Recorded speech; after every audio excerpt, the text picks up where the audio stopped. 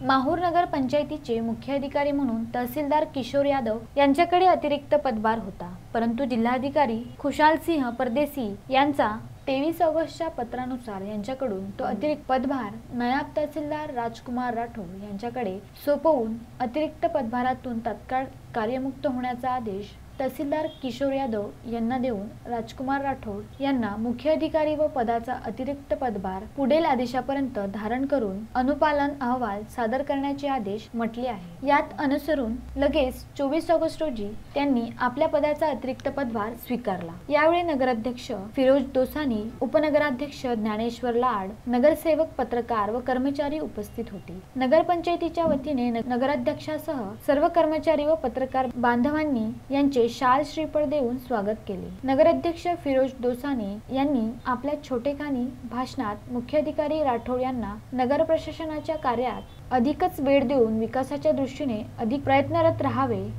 अशी अपेक्षा व्यक्त केली।